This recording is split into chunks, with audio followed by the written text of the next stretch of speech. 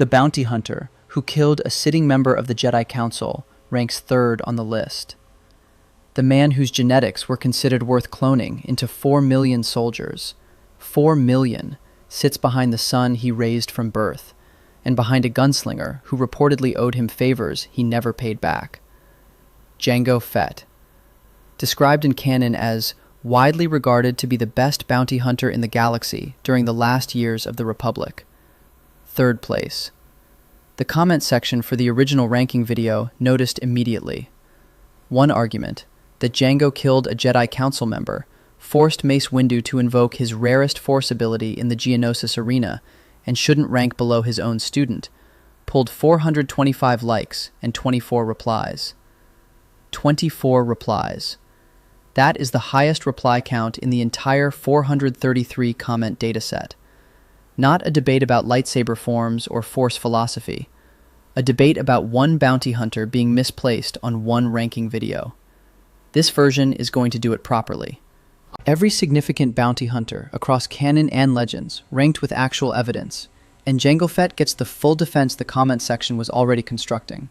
Comments defending Jango's misplacement generated 770 total engagement in the visible dataset. Comments defending Boba at number 1 generated 87. That is an 8.8 to 1 ratio. The video's central thesis, Boba Fett is the greatest bounty hunter in Star Wars history, was its own least popular opinion by nearly a 9 to 1 margin in the measurable data. That is the majority position of the comment section, documented in the numbers. The data has a ceiling. Roughly 433 high engagement comments were captured from that video, but another 383 lower engagement replies, approximately 88.5% of the full comment count, weren't in the dataset. A silent Boba majority could exist in those numbers, and any ranking that claims to be evidence-based needs to flag that limit explicitly. The 8.8 to 1 figure is the strongest available signal. It isn't the complete picture. Everything else in this analysis is held to the same evidentiary standard. Now, Padme Amidala, Senator of Naboo, former Queen, constitutional politician whose professional obligations involve trade negotiations, diplomatic conferences, and republic governance. The single highest engagement comment in the original video's entire dataset, 894 likes, beating every Jango argument, every Boba defense, every piece of engagement on any other character, was an observation about how many professional assassins failed to kill one senator from Naboo. The comment framed it as plot armor. 894 people agreed. Multiple contracted killers accepted assignments targeting Padme Amidala, and none of them completed the job. One clarification before the ranking starts. Padme defeated and contract on Padme failed are meaningfully different things, and the original video appears to have blurred that line in at least one entry.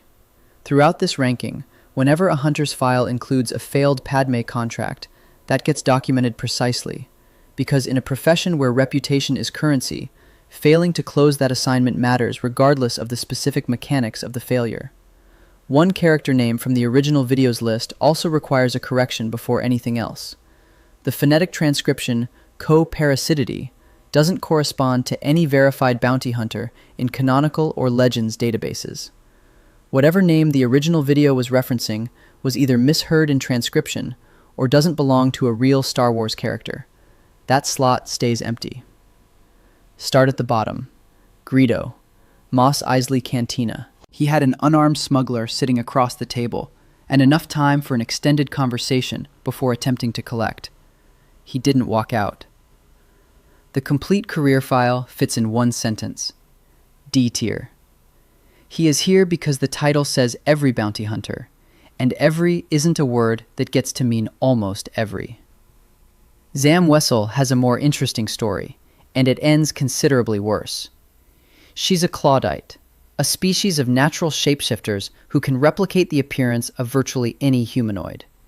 For an assassin, that biological capability is an extraordinary operational advantage. Her employer for the Padme contract was Jango Fett himself, which is a credibility marker. Jango didn't hire amateurs for work that carried his own exposure. The first approach was releasing Kohuns, venomous, centipede-like creatures, threw a probe droid directly into Padme's sealed apartment while she slept. Obi-Wan Kenobi, stationed as her protection, sensed them through the Force and destroyed them. The follow-up was immediate. Sniper fire from an airspeeder. Kenobi grabbed the probe droid, dropped through several hundred meters of Coruscant air traffic, landed on Zam's speeder, and tracked her into a nightclub. The confrontation ended with Obi-Wan cutting off her right hand during the struggle. And then Jango Fett killed her with a poisoned dart from across the cantina before she could identify who hired her. Eliminated by her own employer. A shape-shifting assassin with Jango Fett personally backing the operation failed a contract on one senator, and the outcome was death by dart from the man who gave her the job. D tier. Failed Padme contract. Killed by the client who hired her to prevent her becoming a liability. Chata Hyoki. Spelled correctly, not the phonetic approximation in the original video. Appears in Clone Wars Season 3 during Pursuit of Peace. He and a partner named Robo Nino were contracted to intimidate and physically beat Senator Anaconda Farr as part of a pressure campaign against senators opposing military spending legislation. That is the complete operational record. Padme was present in that storyline as a political ally of Farr's, but Hyoki's contract wasn't on her. The association between his placement and a Padme defeat in the original video was either a misremembering or a misattribution. He's in this ranking because every means every. Low C. Robo Nino occupies the same tier for the same reason. Small, amphibious, effective within the extremely narrow parameters of one Senate storyline. Low C. Sarapass operates inside a mech suit for most of his Clone Wars appearances, which is either a tactical asset or an honest admission about what happens when you take it off. The suit does the threatening. C tier. Sugi runs a competent crew and demonstrates real professionalism in Clone Wars Season 2, Episode 17, Bounty Hunters, defending a farming village on Felucia from a coordinated pirate attack alongside Anakin Skywalker, Obi-Wan Kenobi, and Ahsoka Tano. She's reliable. She honors her word. She's operating in that episode in Embo's shadow, which is where she stays in this ranking. Latz Razi is similarly capable at the operational level without a record that argues for the elite tier. Mid-C for both. Dengar has something most people on this list don't, a retirement. He worked as a Coruscant swoop bike racer before the mercenary career, survived the Clone Wars, and appeared in Vader's Empire Strikes Back lineup alongside Boba Fett. Legends accounts give him a domestic settlement after years in the profession, which, in a line of work where a bad day is a terminal condition, is genuinely unusual. His career record doesn't include a particularly notable contract completion in the documented canon. He lives. Upper C, almost touching B, on the raw statistical rarity of that outcome. 4 Lum started as a protocol droid with comprehensive linguistic and social programming, progressively overrode his own ethical constraints in pursuit of more lucrative work, and arrived at bounty hunting as his primary function. A droid that systematically dismantled its own safety architecture to become a predator is a more compelling origin than most organic hunters get. The combat record in Disney canon doesn't reflect elite operational status. The origin justifies the attention. The outcomes keep him at upper C. Zuckuss tracks his targets through the Force. He's a Gand Findsman, part of an ancient religious tradition involving Force sensitivity used to locate people and objects, with no formal Jedi training and no institutional infrastructure behind it. Using the Force to hunt, while remaining entirely outside the Jedi framework, is a rare operational approach in a profession dominated by technology and reflexes. The documented results don't justify crossing into B tier, upper C. The method is more interesting than the outcomes. Bosk has been part of this conversation since The Empire Strikes Back in 1980 and deserves a full accounting. He's a Trandoshan with a documented multi-generational grudge against Wookiees that functions as a professional specialization. He doesn't just hunt, he hunts Wookiees, and his Clone Wars appearances make clear this has been institutional practice long enough that it's essentially his brand. His work alongside a young Boba Fett in the period following Jango's death at Geonosis means he was operating closely enough with the Fett lineage that Boba's early career has Bosk as a recurring presence. He's durable. He keeps accepting contracts across multiple eras without a failure catastrophic enough to end his career. The problem is that across his full documented record, Bossk is never the most dangerous presence in any room he occupies. He's threatening. He's capable. He consistently comes in second to whoever the most dangerous person in the scene actually is. High C, touching B. A career measured more by persistence than by peak performance. IG-88 requires a slower read than the rest of this section. He's an assassin droid whose presence in the Empire Strikes Back lineup is itself a credibility signal. If Darth Vader summoned you to that bridge for that briefing, your threat level was sufficient to earn the room alongside Boba Fett. In Disney canon, his documented record establishes genuine danger without the full elaboration the Legends version provides. The Legends iteration includes an attempt to upload his consciousness into the second Death Star's central computer, which, if successful, would have given a single assassin droid control over the most powerful weapon in galactic history. That version argues for A tier without much resistance. The Disney canon version is upper B. Both deserve the acknowledgement, and this audience already understands the distinction. Aurra Sing is the most complicated case in this section, and it's where the Padme thread returns with documentation, including a correction to the original video's framing. She's a Paladuvan bounty hunter with a direct professional relationship with Cad Bane. They collaborated on the extraction of a Force holocron from the Jedi archives, one of the most technically demanding heists in the Clone Wars record. After Jango's death at Geonosis, she took Boba Fett in, a child who had just watched his father's decapitation, and taught him the profession. Her role in shaping the next era of the Fett line is real and consequential. She was hired by Zero the Hutt to assassinate Senator Padme Amidala during the Alderaan Refugee Conference. Clone Wars Season 3, Episode 7, titled Assassin. The attempt came close. The reason it failed requires precision. Ahsoka Tano had been receiving Force visions of the assassination attempt before it occurred. She knew the specific context of the approach before it happened. Together, Padme and Ahsoka trapped the operation before it could succeed. Singh was trying to close a contract against a target with Force-assisted advance intelligence about that specific attempt. That isn't a standard operating environment for any hunter. The original video treats this as a straightforward Padme victory. The record is more specific. Singh's attempt was disrupted primarily by Ahsoka Tano's precognitive warning, not by Padme in solo combat. The contract still failed. The pattern still holds. But the attribution matters.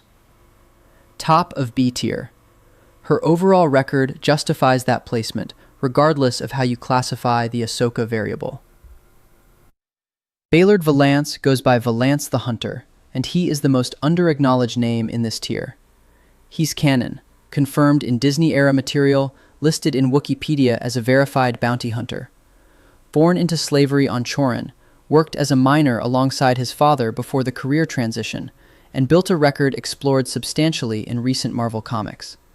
His documented history belongs in the upper B to lower A range for anyone who has followed those stories. He doesn't carry the cultural profile of Boba or the Clone Wars presence of Cad Bane. He has the receipts. The original ranking not including him at all was an oversight, and naming him here is the correction. Fennec Shand operates at a meaningfully different level than the rest of this section. The clientele on her record tells the story.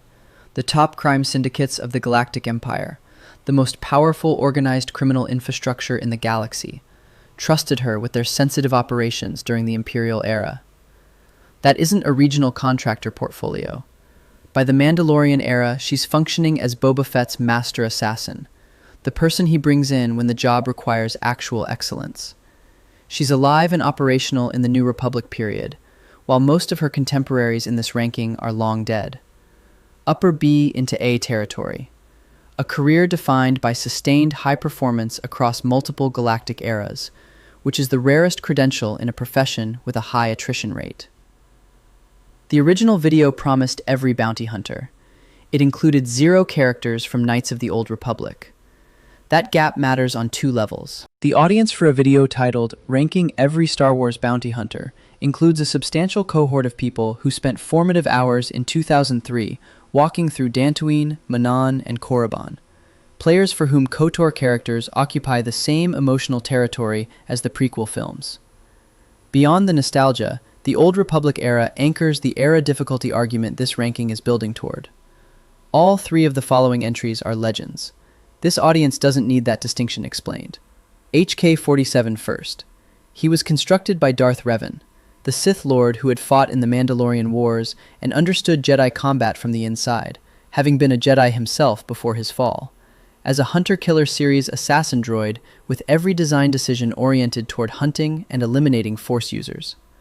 Revan built a Jedi killer to operate against the Jedi at Old Republic peak, drawing on his own first-hand knowledge of what those combatants were capable of doing. This was purpose-built lethality, informed by intimate expertise.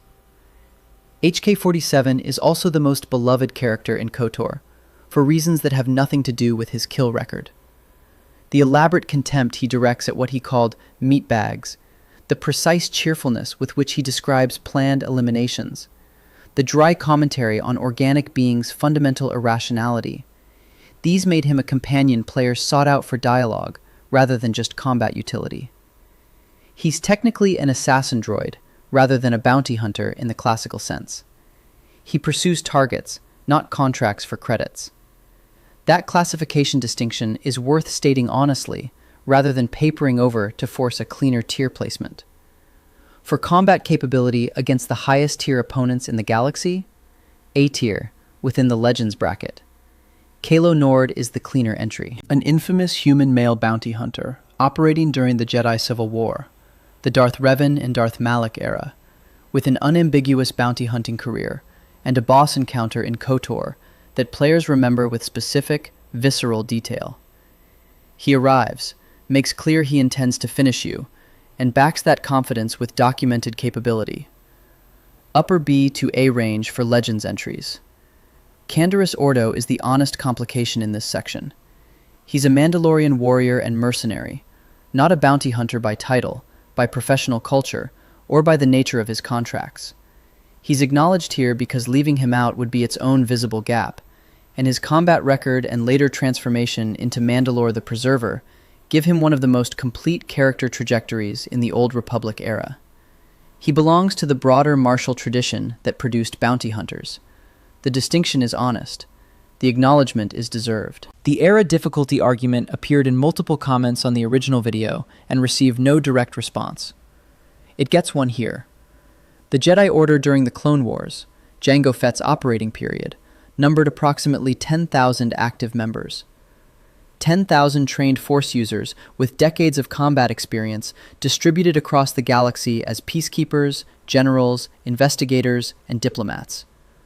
Working as a bounty hunter at the highest professional level in that environment means navigating a galaxy where your most dangerous potential adversaries exist at institutional scale and full operational strength, with Republic support infrastructure behind them. Order 66 changed that in a single night.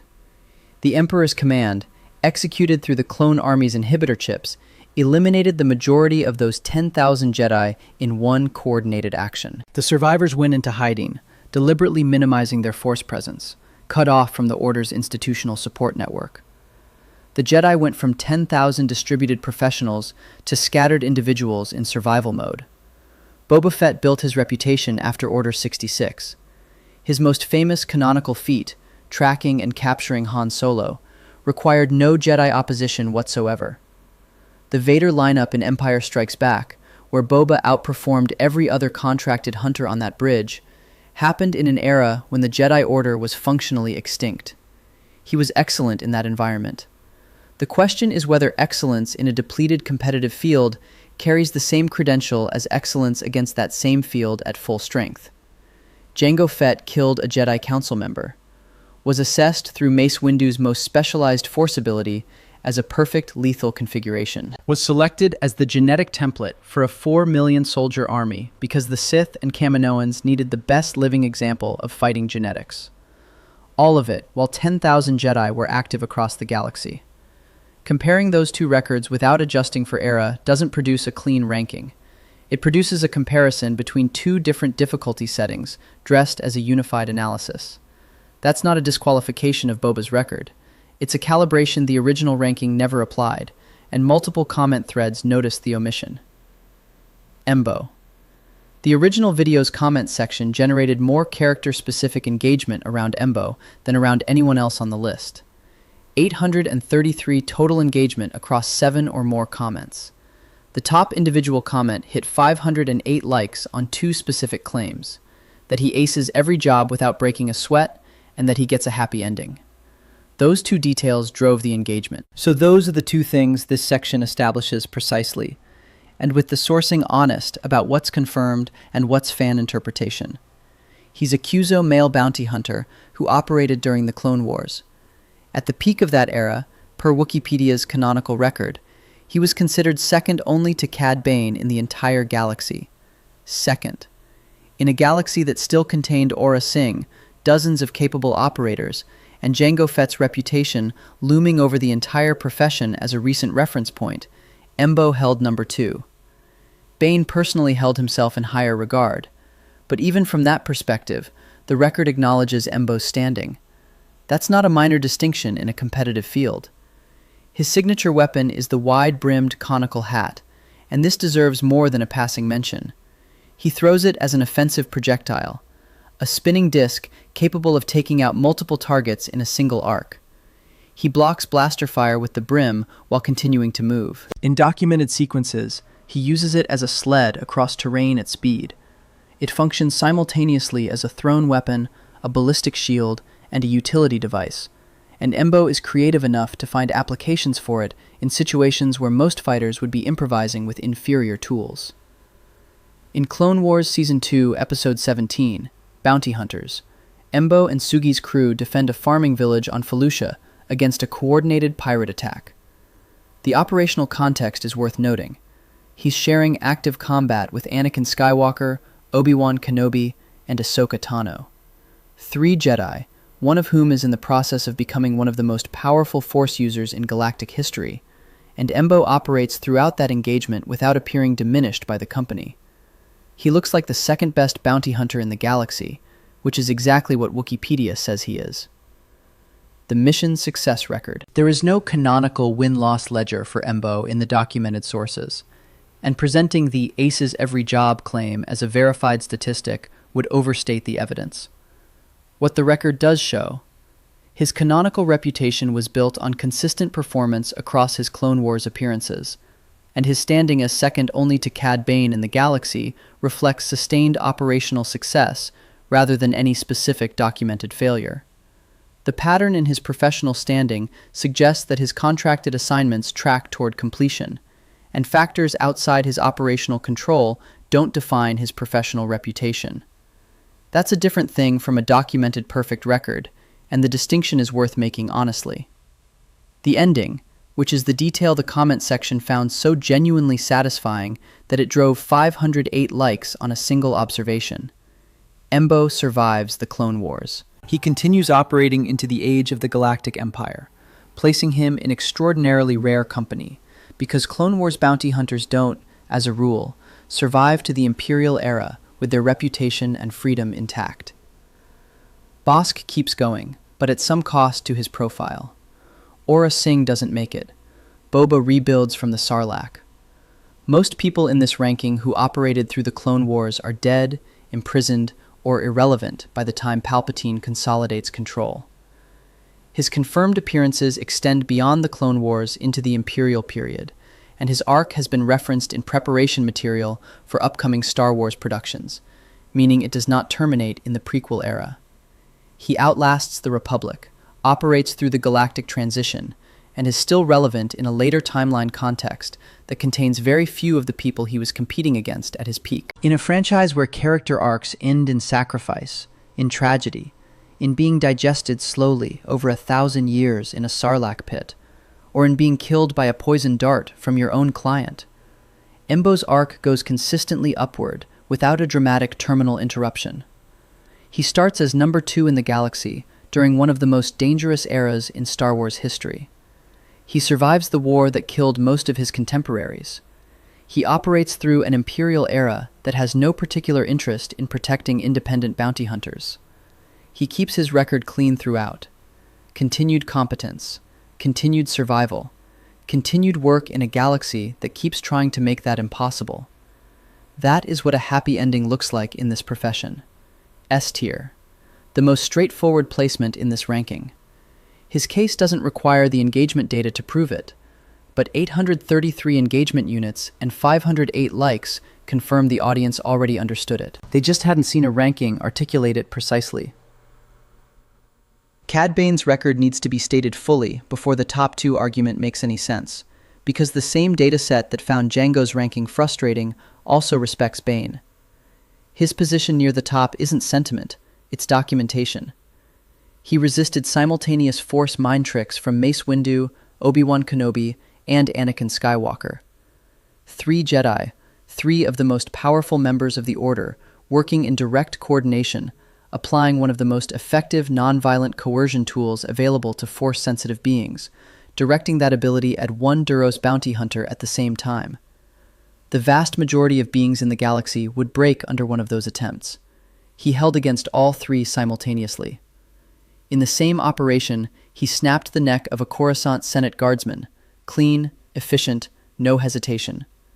He raided the Jedi archives. The archives represent the most secure information repository in the Republic, housed inside the Jedi Temple on Coruscant, protected by the full institutional security apparatus of an order of 10,000 trained warriors.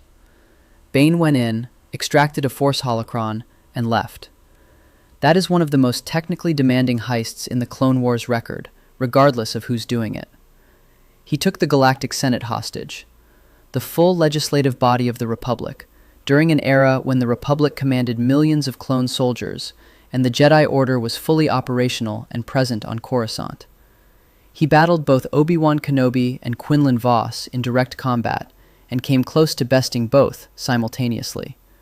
2 experienced Jedi Masters operating as a pair, and Bane nearly won that engagement solo.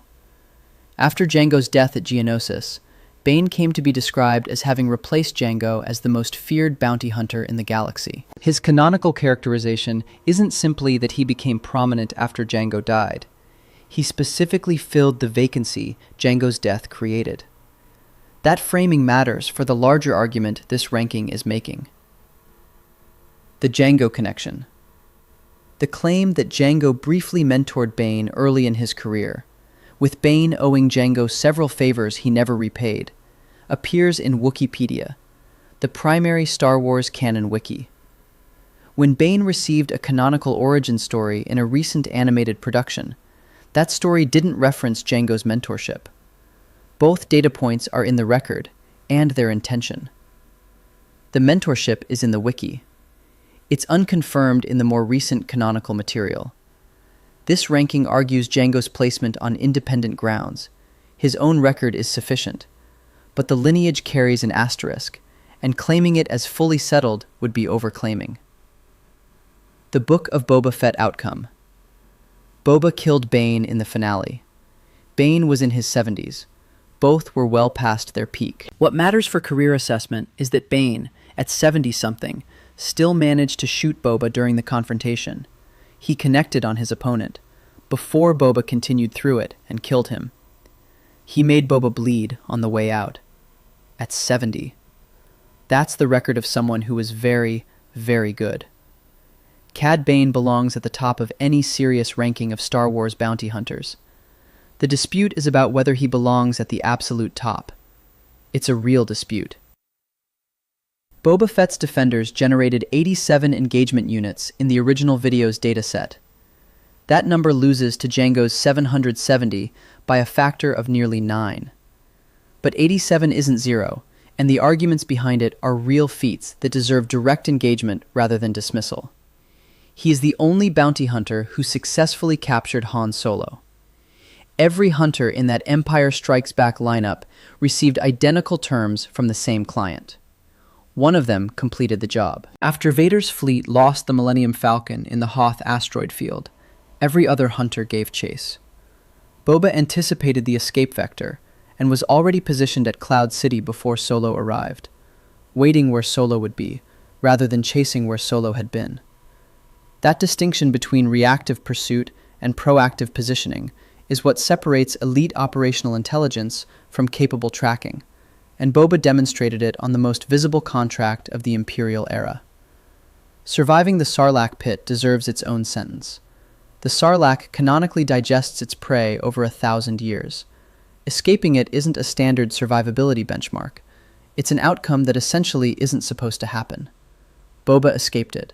His armor survived it, and he subsequently recovered, reclaimed his armor from Jabba's trophy collection, and rebuilt his position on Tatooine from near nothing. That recovery arc demonstrates something about foundational capability that combat records alone don't capture. He killed Cad Bane. All age caveats acknowledged, that outcome is documented. In Marvel's Star Wars issues 4 through 6, Disney canon, published in 2015, Boba tracked Luke Skywalker after the Death Star's destruction at Darth Vader's commission, and returned with the name Skywalker. That intelligence was the moment Vader learned he had a son. The consequences of that single delivery ripple through the entire remaining Star Wars timeline. In terms of operational impact on galactic events, that job may be the most consequential bounty hunting assignment in canonical Star Wars history. It required no combat. It changed everything. The Vader draw. This requires precision, because the version people cite is the Legends version. The most famous iteration, Boba producing a lightsaber to block Vader's killing blow, the fight ending in stalemate, comes from Star Wars Tales Issue 11, a 1999 Dark Horse comic. That story is Legends. Presenting it as settled canonical fact without that label does Boba's actual case a disservice, because the moment someone checks the source, the surrounding argument weakens. The Legends draw is a legitimate exhibit in a Legends-framed ranking. In Disney canon, Boba's documented interactions with Vader involve professional intelligence work, not a combat standstill. Boba Fett is S-tier, the best bounty hunter of the post-Order 66 era by a defensible margin. His canonical record stands independently. The era, operating after Order 66 reduced the Jedi from 10,000 to scattered survivors in hiding, is the reason for the placement. That's a calibration, not a criticism. Now the defendant. 5 exhibits. Exhibit 1. Coleman Trebor, Jedi Master.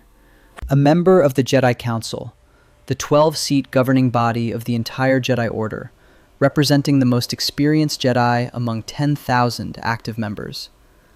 During the Battle of Geonosis, Trebor descended into the arena to confront Count Dooku directly. His tactical error was maintaining focus entirely on Dooku, while Jango Fett was also present. Jango identified the opening and hit Trebor with a volley of shots before the Jedi Master's attention could shift. Coleman Trebor fell from the viewing box and died. A non-Sith combatant killing a seated member of the Jedi Council is an extraordinarily narrow bracket. The Council during the prequel era represented the most experienced Jedi in an order of 10,000. Jango read the arena, identified the highest value target available, and executed before the Jedi could register the threat vector. Elite tactical awareness under active fire, at the highest stakes target level available. Exhibit 2. The Geonosis Arena and Mace Windu. In the film itself, Windu kills Jango with a single lightsaber strike. The term Shatterpoint does not appear in Attack of the Clones. It originates from Matthew Stover's novel Shatterpoint, a source that has been referenced in at least one Disney-era canonical novel. In that novel, Windu's internal assessment of Jango in the arena is direct. I looked at Jango Fett on the sand in the Geonosian arena, a perfect combination of weapons, skills, and the will to use them. Not a capable opponent, not a credible threat, a perfect combination of lethal factors. Mace Windu, the developer of Vapad, the only Jedi who could safely channel dark-side combat energy back through the form, one of the 3 most powerful Jedi of the entire prequel era, used his most specialized Force ability and arrived at perfect combination as his assessment of a bounty hunter standing across sand from him. Windu won the fight decisively. The assessment preceding it says something precise about how Jango registered as a threat before that fight concluded. Exhibit 3. Kamino and the Asteroid Field. Obi-Wan Kenobi tracked Jango to Kamino, the Jedi who later fought Darth Vader to a standstill on Mustafar. Jango's initial response was active counter-engagement. He sent Kenobi off a landing platform during their first confrontation. When Kenobi pursued into the asteroid field, Jango deployed seismic charges, weapons that generate a pressure wave propagating through open space, requiring precise navigation through debris to survive. Kenobi survived at his tactical ceiling. Jango escaped. He didn't evade one Jedi pursuit. He evaded Obi-Wan Kenobi twice in the same operational day, actively, and walked away from both exchanges. Exhibit 4. Dooku's visible reaction. In Attack of the Clones, when Windu kills Jango in the arena, there is a shot of Count Dooku in the viewing box above. A former Jedi Master, a trained Sith Lord, a man who processes battlefield violence as professional context rather than emotional experience. Dooku knew Jango personally. Jango served as his bodyguard. He understood Jango's capability as well as anyone outside the Jedi Order. What registers on him in that shot has been interpreted consistently across 2 decades of audience viewings as something more than neutral observation. The visual beat is a documented film moment. Its precise meaning, Dooku keeps to himself. Exhibit 5. The Clone Selection. 4 million soldiers were grown from Jango Fett's genetic material. The Kaminoans, working under Dooku's direction with Sidious behind the operation, needed a genetic template for the Grand Army of the Republic. The canonical record is direct about the selection criterion. He was the best bounty hunter in the galaxy. The process of selecting genetic material for a military force of 4 million, conducted by the galaxy's most powerful Sith organization, evaluated every available option. Jango came first. 5 exhibits. A Jedi Council kill. A Mace Windu threat assessment that returned perfect combination. 2 consecutive escapes from Obi-Wan Kenobi in a single day. A Sith Lord visibly shaken. Selection as the best genetic material for 4 million soldiers. All of it while 10,000 Jedi were active. The training lineage. Wikipedia has it. The recent canonical animated origin doesn't confirm it. Keeps its asterisk. The independent record doesn't need it. Here is where it lands. Greedo and Zam Wessel at the bottom. One failed a point-blank assignment against an unarmed smuggler. One was killed by her own employer after failing a Padme contract despite shape-shifting capability and Jango Fett personally backing the operation. Chata Hyoki, Robo Nino, and Serapis in C tier. Present because the title said every, not because the resumes demand higher. Dengar, 4 LOM, Zuckuss, Sugi, and Latz Radzi fill out C tier at varying levels of professional competence, with Dengar's survival arc earning the upper end. Bosk at the top of C, touching B on decades of career persistence. IG-88's Disney canon record is upper B. The Legends version argues A without much resistance. Aura Singh at the top of B.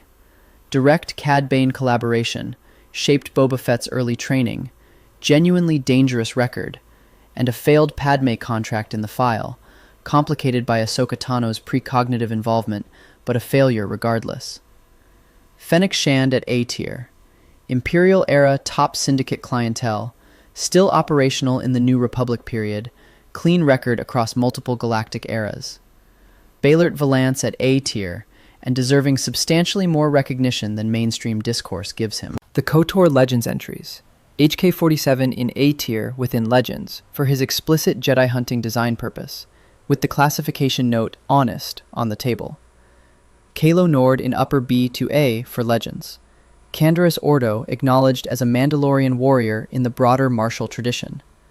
Embo, S tier, second only to Cad Bane in the galaxy at his peak, active through the Imperial era, still alive in later timeline productions while most of his contemporaries are dead or retired. The only character in this full roster whose arc goes consistently upward without terminal interruption. The easiest placement in this ranking to defend. Cad Bane, S tier. The record earns every bit of the position.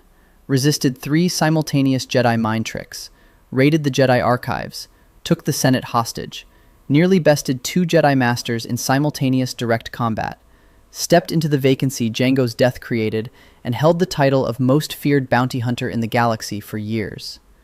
Boba Fett, S tier. Best bounty hunter of the post-Order 66 era by a defensible margin. Only hunter to capture Han Solo. Survived the Sarlacc. Killed Cad Bane. His Legends Vader encounters add to the mythology. His canonical record stands independently. The era, operating after Order 66 reduced the Jedi from 10,000 to scattered survivors in hiding, is the reason for the placement. Jango Fett, number 1. The man identified by the Sith, the Kaminoans, and the canonical record itself as the best bounty hunter in the galaxy. The man who killed a seated Jedi Council member in open combat. The man who forced Obi-Wan Kenobi to his full tactical ceiling twice in the same operational day. The man Mace Windu assessed through his most specialized force ability as a perfect combination of weapons, skills, and the will to use them. All of it against a Jedi Order with 10,000 active members. Ranking Jango below Boba because Boba's post-Order 66 career is impressive isn't a ranking disagreement. It's a category error the entire community absorbed and replicated without examining the underlying assumption. 2 different eras, 2 different threat environments, 1 ranking that treated them as equivalent. The original video made that assumption without flagging it. The 8.8 to 1 engagement split is the audience recognizing the error and saying so, loudly. In comment threads, the video never answered. 770 people built the same prosecutorial case independently in a comment section. Same exhibits, same conclusion, 770 separate times. That is the consensus, documented and quantified. Jango Fett was robbed. The sourcing is honest about what's confirmed and what's contested. The era difficulty adjustment is applied consistently, and the verdict is the one the comment section was already handing down. And Embo, the one hunter on this entire list that nobody constructs a clean argument against, the one who didn't die dramatically, or fail a senator's contract, or get killed by his own client, is still working. In an era where nearly everyone else from his peak years is dead, retired, or a cautionary tale, he just kept finishing jobs. He kept winning. No tragedy required. Subscribe for more of these.